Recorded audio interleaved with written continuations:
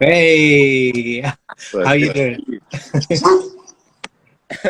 Sorry, my dog thought I was talking to someone. He thought someone was here. I thought you just replied with a wolf. I was like, oh, okay. How are you doing today? Doing very well. How are you? I'm good. I'm good. I'm glad we've connected, and I'm not going to try and jinx this, but all these international, lives, Instagram has been playing with me. But you're clear. I can see you, so it's Okay, it's awesome. it's Hopefully looking it good. stays that way. It's looking good. It's looking good. Well, thank you for coming on the show. I'm excited to talk all things music with you soon.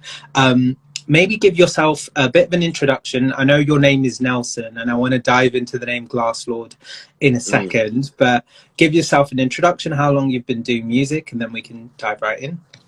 All right. Well, yep, my name's Nelson. My artist name is Glass Lord. I've been writing and making music probably seriously for about 7 years now.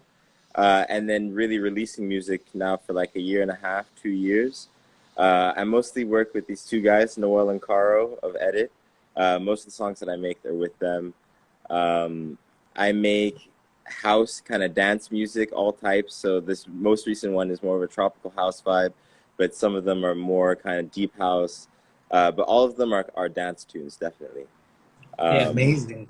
yeah, and and yeah, I like to kind of fuse different genres because I like to have house as the base, as the driving force, I'd say. But then to have a lot of hip hop, R&B, kind of pop influence, especially kind of early 2000s music. I feel like that was kind of my jam. Yeah, yeah, we have a comment already. Your Nana is very proud of her Oh grandson. So wow, yep, that's shout my outs to grandma. Nana. I'm sending that a like. Shout out to Nana. Amazing. So I know from your bio you grew up in Switzerland and France, I believe, which really Yeah. influenced. I think in Europe in general, there's quite a big dance house movement, particularly in the UK. Actually, I would say as well. Like how was your upbringing in those two places, and how did that reflect in your music? So I actually country every 3 years growing up, and so I actually lived in the UK. I lived in London for 3 years, and ended up going away from Switzerland back to Ah, Switzerland, going to France for a bit, and yeah, kind of all the parties, all the clubs, like it's all four on the floor, just dance tunes, a lot of house music, a lot of, and at the time I wasn't necessarily the biggest fan. I was probably more into like hip hop, pop, R&B, and then, but it was by going to all those parties, there's a few songs when I would go there that would really get me going. So that's the kind of music that I try to make today. right. Um, yeah. And in California, is there a scene where dance music is appreciated as much as the UK, or do you have your fan base primarily in Europe? I mean, I'd say the majority of people are out in LA because this is where our base is, but I would definitely say that our music is more leaning towards the European market, I think, than LA. LA definitely has a dance music scene, but I'd say it's definitely smaller than New York. You know, there's other cities. It's smaller than Miami. Miami has a really big dance music scene. One of the guys I work with, Noel, he's from Miami, and so we're about to go do a show out there. Um, Amazing. yeah, so I'd say that there are people out here that do appreciate that kind of music, but I would say more in other places than in LA. Fair, fair. No, that's a fair point. I'm sure it's. I feel like it's also a genre that's coming back up as well. Whereas Totally. it was growing up, I think in the noughties and early 2000s, it was a huge music scene in the UK, like particularly London. I think even the mainstream music was full of like EDM tracks, garage house, but I feel like there's a resurgence of that kind of music with blends of R&B, like you said, which is great that you're in this space. So where does the name Glass Lord come from? It was an I'm interesting one. actually so pretty much it was around the time, like at the time I was listening to people like ASAP Rocky and ASAP Mob. I essentially started a group where I was rapping with my friends, and we were making music. Here, I can actually flip the camera in this room here, which just has a lot of glass windows pretty much everywhere. So we called ourselves the Glass Box Fam. We actually still have music out. Don't check it out; it's not very good. Um, but we called ourselves the Glass Box Fam, and as like ASAP Rocky, like that.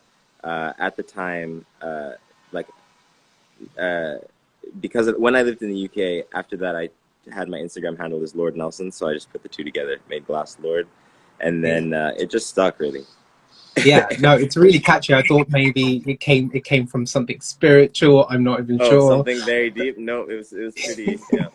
It That's was pretty cool. I mean, circumstantial. you've done a lot of collaborative work as well. I know you were part of a band called Broken Hearts Club, I think Broken it. Heart Club, yeah, yeah. So how was that experience? I think working in groups is so much different to doing it solo. But also, I Very. know even through your solo work, you've done a lot of collaborations. But Hmm. what's the difference for you? Well, I'd say one of the biggest differences is yeah, there's almost a freedom that comes with being your own artist. Uh, and that freedom is that you kind of get to choose exactly what you want to put out. And if you believe in a song, that's what you put out.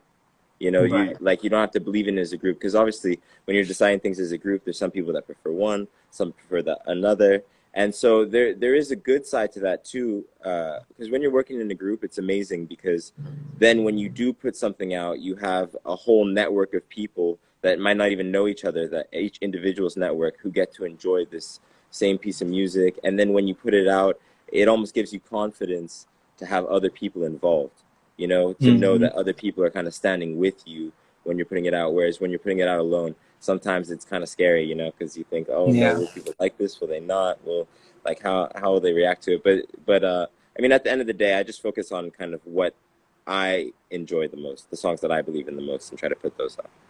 Yeah, I mean, I've met a couple of people that have gone from being in a group to doing solo work, and as a soloist, I've been in a very short-lived bands here and there. I think music in general, as an independent artist, is hard. You know, putting your music out, doing the photos, trying to market yourself, trying to reach a new audience, trying to get the support, like you said, on your own is a mission. It's expensive and it's a mission. So I can see like some of it feeling a little bit. I mean, I'm not gonna lie, even for myself, it's a bit lonely. You're like, damn, if I had somebody by my Yeah, side, I would be able to kind of share that experience. And going to gigs, it exactly. feels more more great when you have people behind you. But at the same time, writing music and going the direction that you want, it's hard when there's loads of cooks in the kitchen as well. So I can see the Definitely. benefits and negatives to that. Exactly. But I definitely do want to add that the two of the people that were in the Broken Hearts Club with me, Cara and Noel, I still work with them every single day. And they pretty Amazing. much produce every track that I'm on. So it really, like, I do I do really appreciate, I do actually do have a group that I essentially do everything with, and when we go play shows, we do the shows together and whatnot. So I definitely enjoy that. So it definitely takes away some the edge of Yes. being a Yeah. solo artist. No, I can see that.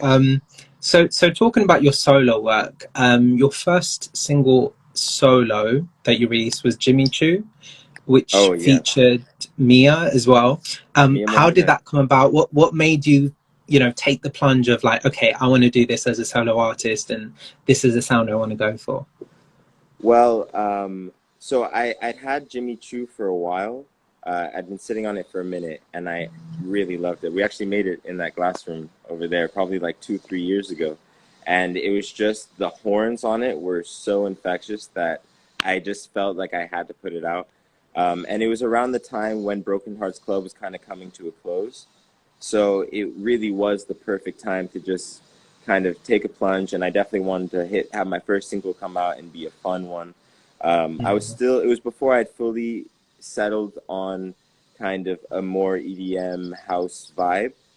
So it definitely has more elements of hip hop than the direction I've gone since. But I'd still Right. say with the horns and everything that it definitely is like, it's definitely a big song, and I'm really happy about it. Yeah, it's super catchy. So if anyone is watching and watching back as well, please do go check that out on Spotify. So Glass Lord on Spotify. Um, one thing I was gonna look at was what arguably your most popular track is Strangers, which has got over 200,000 streams now. How has that experience been for you? To get such high volume of support. How does that feel for you? I mean, the journey of it was amazing because actually that was the fastest we'd gone from writing a song to putting it out. We wrote the Mm, song in January. It was Caro and I and Noel, and then we put it out. I think like April or May, so 3, 4 months later. And honestly, at the time, I didn't think that much of it. You know, when right. we put it out, I thought, okay, this is cool.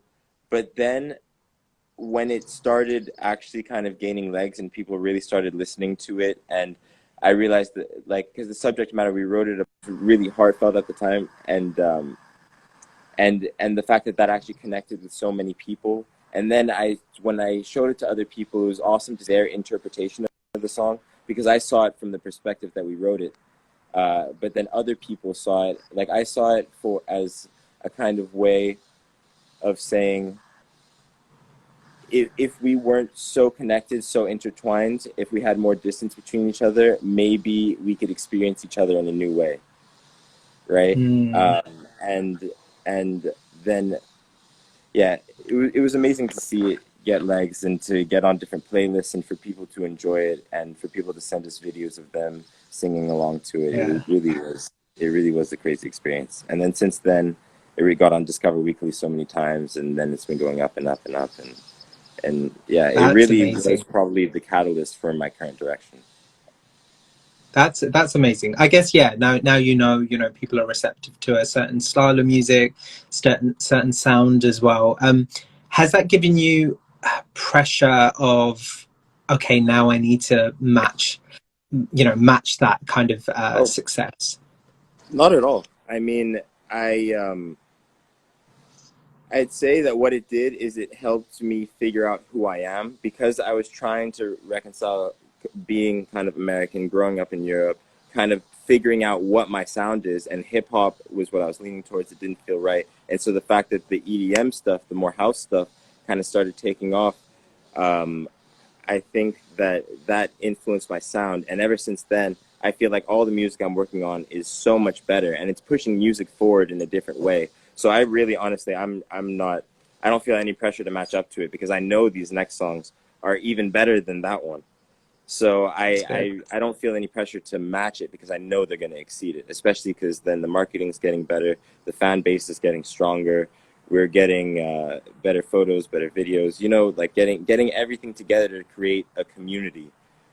Yeah. And I think that that was the first song to just show that we have promise. But there's so much more coming that I don't feel any pressure to No, outdo what we. that's super exciting. I think like you said, it's kind of triggered the start of a direction that you're now kind of molding as an artist. I mean, naturally, I think for a lot of indie artists, there is that pressure of you do have some expectations of like, okay, if it doesn't do as well, have I done my fans wrong? Have I not performed the best that I can? But I think the biggest thing for anyone watching back is you do need to support independent artists. You need to go follow Glasslord on Instagram, on all the socials, on Spotify, because a lot of effort and energy goes into the work that you produce. So hopefully, I'm sure this is just the start of some amazing music that's gonna come from you.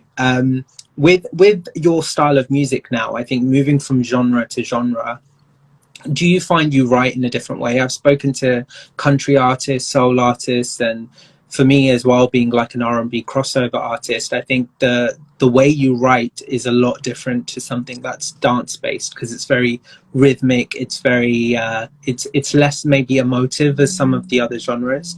um have you changed your style, and how do you kind of grow in the songwriting area? Well, um, uh, so I definitely say we're always trying new stuff, like hearing a different song. Because what I've been thinking less is about like what is a song about, and more what would you do to this song? Like what do you see people doing to this song? Is it more of a relaxing song that you would vibe to, or is it more of a song that you want to dance and go hard to? And so I feel like I've been more experimenting with how a song can make you feel rather Mm, than like thinking kind of as genres, because sometimes when you think about genres and think and try to you end up trying to match too much what's there and not Right. blending between genres. So I've started thinking a little less about that, and also I've been exploring my voice more, because I, like, at the time we released Strangers, I was really singing, always singing at the higher pitch of my voice, and I never really used the bass part of my voice. So recently, like the new songs that are coming out, a lot of them I'll be kind of more rapping, kind of in a deeper, like, house. You understand that type Yeah, of yeah, vibe. yeah, yeah. So Yeah. I've been experimenting with that, and those are probably the next group, the next style that I'm going into. I mean, actually, between here and there, I go into more of like a deep house realm, because I have so many songs lined up ready to release. But currently, Amazing. uh, I've been what have we been experimenting with? We've been experimenting with a lot of covers, like taking songs that aren't house songs and making them dope house songs. So we did that with Say My Name, that we dropped Yes. a couple months ago. But then we have ones coming out like Kryptonite, you know, song. If I go crazy, then we'll do slow Yes. songs. Yeah, yeah, yeah, yeah. We made a dance version of that we played live, and that one went off. Uh, we just made one for Go Low by the Yin Yang Twins, you know, to the window, to the Hey. window. What Okay, else? so you're really kind of revamping some of these classics. I think that's amazing. I know people sometimes are a bit put off by covers because they feel like, especially with things that are as iconic as that track, you do have the pressure of trying to live up to it. But I But think when you switch completely the flipping on genre, its I head. feel like that pressure goes Yeah, away. exactly, exactly. So what have you? Are you going to do an EP of covers? Are we going to get loads of? So no, they're just going to be sprinkled in there. So the next one coming out, I don't know if you know the song. Not many people do, but the cover. Have you ever heard of Ayo for Yayo? The No, song I've not heard of Ayo, that. I might Ayo, remember the Ayo. track if you. Yeah, yeah. It's an old song. It honestly did not blow up like worldwide, I don't think, but it was kind of big in the Bay Area, like out here in the West Coast. And so we're doing a cover of that. But no, the covers will just be sprinkled in there, just because what we've been finding is that people like original music, but sometimes it takes them a sec to appreciate, to get into it. And we found that covers are kind of like, oh, I like this song. Oh, that's awesome, your sound. Now then they get introduced to our sound, and Right, then they're like, okay, now I'll check out an original once they understand, oh, this is what they're doing. Like this, right. now I get it. You know what I mean? I feel like covers are a Yeah, way for people to get it, to be like, oh, I love this song too, and I like this style, and so maybe I'll like yes. the other stuff. I think it's always fun to like revisit classics like that. I did a cover of, well, it's a mashup of, I don't know if you know Black and Gold Yeah, by, yeah, I love yeah. that song. When the fish So I did a swam. mashup of, yeah, yeah, yeah, Yeah. and Crazy. I did a mashup of those two because I was performing live. It was one of my first headlining shows, and I thought, let me try and put some classics that people can recognize. At the end of the day, I think, when you're not as established as an artist, I think there's a freedom to start looking at some sounds that people are familiar with, but doing it your own way. So I think that's super exciting for you to be able to like Totally. flip some classics on its head. It's really going to get Especially like, for live shows, I think, because yeah, people yeah, like yeah, to sing along, and like if you play original, eventually they get like fatigued, kind of like from hearing all new things, right, I feel like. And when they hear things they recognize and then they can sing along to, they just get so much more into it. exactly, And then when you play an original, then they feel like they can understand the original better too, to a certain extent. right. How is your experience being a live performer for dance music? I mean, it's quite difficult to. I mean, it's a mission to perform. I think that's a whole topic in itself. But how have you been able to implement some of those kind of dance based sounds that are easier to do in a studio? But how do you implement that live? Well, look, so I just a year ago I graduated from NYU with a master's in music technology, and while I was there, I built a kind of vocal harmonizer, a real time like Ah, gesturally controlled vocal harmonizer. But essentially, in doing that, I learned a lot of the software and how to make things more low latency and whatnot. And so I pretty much have been designing currently this patch that has a formant shifter, has like every effect that I'll need, that's controlled by just a Amazing. giant MIDI controller essentially, That and sounds so epic. I yeah, so I'm actually like I use form and shifting a lot. That's how I get the for anyone that doesn't know. Uh, it's the turn, and so pretty much I need to have that on stage to keep my sound the same really. And so I figured out ways to get one that sounds close enough to the studio from the live. Amazing. But So, obviously so dance yeah. music a lot of, sorry? Sorry, go ahead. Oh, dance music a lot of the time, like a lot of the track is playing as well. So a lot of, to keep it consistent. So it's but we do definitely do a lot of live things over. Yeah. Have you got any live performances lined up? We've got one in Miami coming up, I think next month. We're doing one private party, and then hopefully we're trying to line up while we're there to do like a club appearance or something like that. Amazing. And coming into the UK anytime soon? I feel like this is your I scene. wish you know what? I'm manifesting it. It will be sometime soon. Gonna If happen. literally It's as gonna happen. soon as it happens, it will happen, and we will be there. Well, So look, you've connected from someone from London, so I feel like this is universe saying come to the UK, and it's going to that's happen. what So yeah, I'm sure it will be. But let me know because I'll be there because I love the music.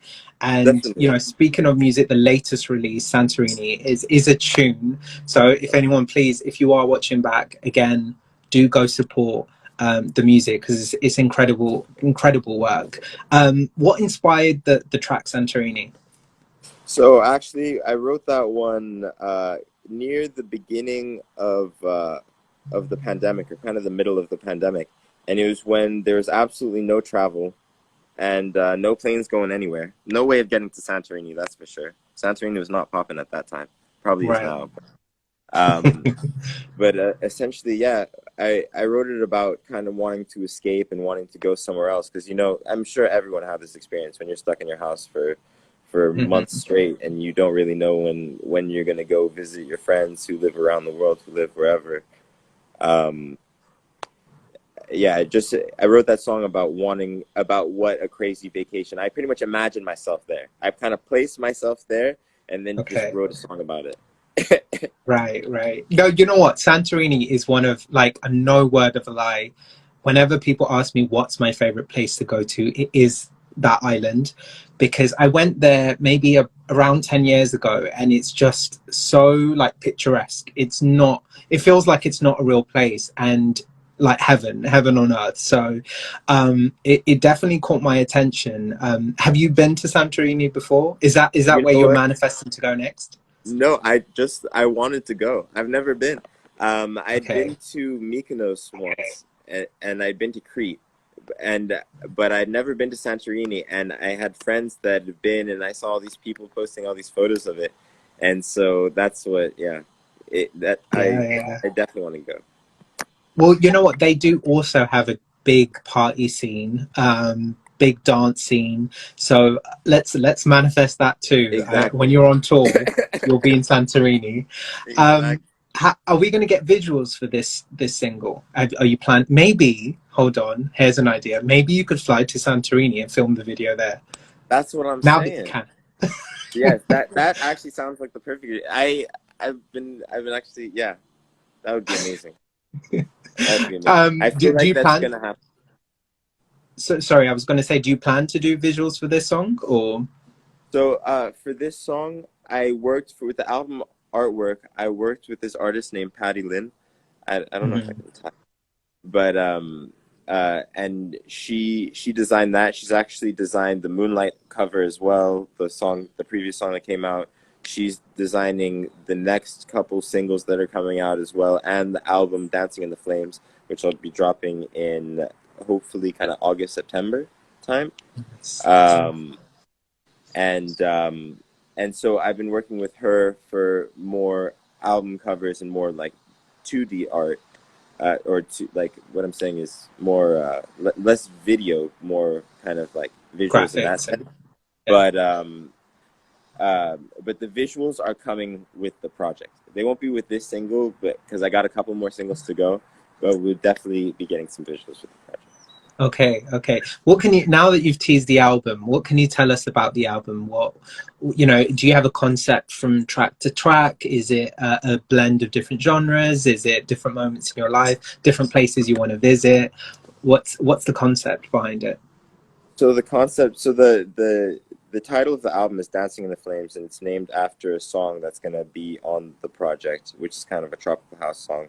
And what it's kind of meant to do is, like for me, it kind of marks my transition from Broken Hearts Club to being Glasslord, really, because Broken Hearts Club, I mean, there's something in the name that's kind of inherently negative or being sad, you know what I mean? And so that's what I kind of represent as the flames. And then the dancing part is the positivity and the being happy, because like I kind of represents kind of dancing through sadness or dancing to a more powerful place. You know what I mean? Using Right. dance to kind of light that fire that's inside you. Mm. Has So that happened for you? Has that genre, like, I mean, last, you know, the past couple of years for a lot of people outside just music in general, but the pandemic has kind of thrown a span in the works for how people are kind of viewing the world and what's happening. So did exactly. that help you?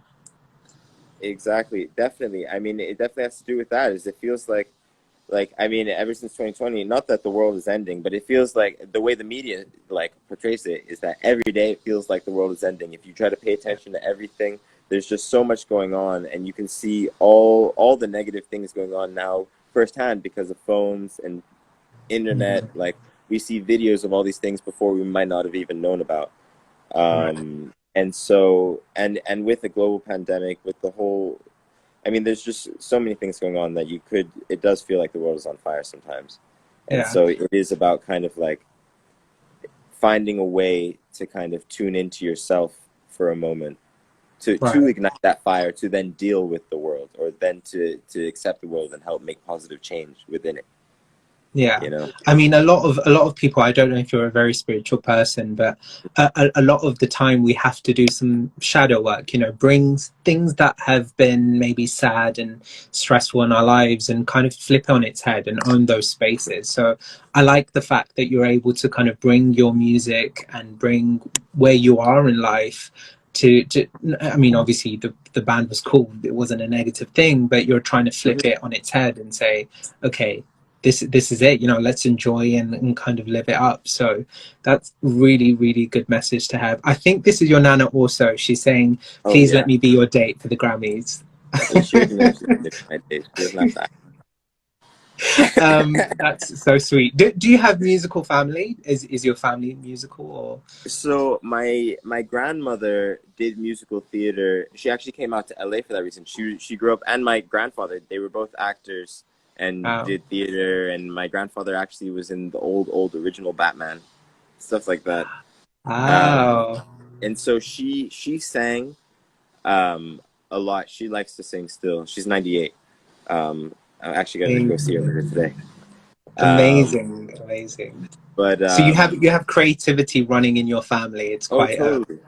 And then my mom, she worked with animals, which I feel like is a very creative thing as well. Like it's very much going off vibe and like relating to animals every day. Like it kind of goes off how you feel, and it's pursuing a passion that doesn't necessarily make the most money, but that kind of fuels your inner well fire really.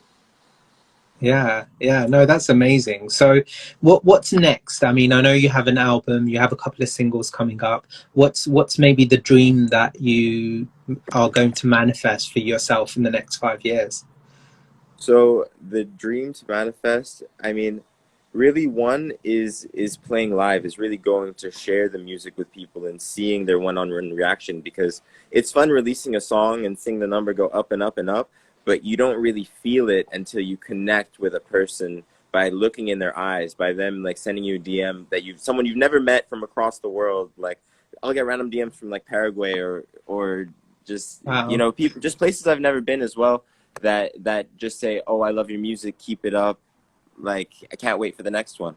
And it That's really amazing. makes a huge difference because yeah, the streams, the numbers go up and down, and you get put on playlists and taken off a playlist. But really hearing and feeling the people enjoying it and it becoming kind of a soundtrack to their lives, uh, it really that is really the most fulfilling part, I'd say.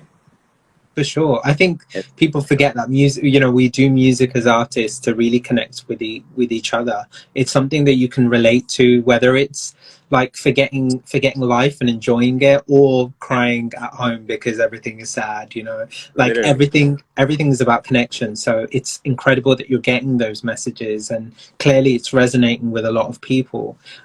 So that's super exciting. No, honestly, it's been amazing to catch up with you and finally meet you. But I am that, manifesting this. You will be in London. I'll be there when you're performing. So yeah, that's going to happen. Where can we find you? You know, drop your handles. Like, I know you're on Instagram, yeah. Spotify. I mean, How can just people support? Instagram, Spotify, Apple Music, Amazon. Stream it anywhere. All the songs will be everywhere. Go subscribe on YouTube. Like, comment, all Subscribe. that good stuff. Um, Are you do so you yeah, vlog? Do you vlog? I mean, as a fellow YouTuber, I've kind of got into the space of like maybe oversharing, but I feel like it's a good, you know, a good space to kind of show outside the music yeah. what it Also, takes. So congratulations on your 1 year for your vlog. thank you so much. Thank you, I appreciate Congratulations. I that. was watching that this morning. And yo, I mean, you're totally right with it, even if you feel awkward. Because we did do one vlog. We did when we went to go play in Phoenix last month with Edit. We did a vlog. That's on YouTube. It's also on my Instagram if you need to find it. Um, Yes. and yeah, it's awkward at first, but it feels good to share the journey. And it's interesting to see that a lot of people actually feel the same way you do, even when you do feel awkward about it. Yes. Yeah. You know what? I think also it gives people just outside the music who you are. I think people in this new Exactly. age of music, as great as the music is, they invest in people. Like, you know, for me to connect with you, have a conversation with you, although I love the track, I think it's made me be like, you know what, I'm going to support the things that he does and releases. So I think it is important. It is Definitely. cringe, but it's also something that you can document and look back and you can be like, wow, I've come a long way. You know, it's Totally. And see the memories that really, like, see exactly how it was and the memories that made it kind of the whole yeah. journey.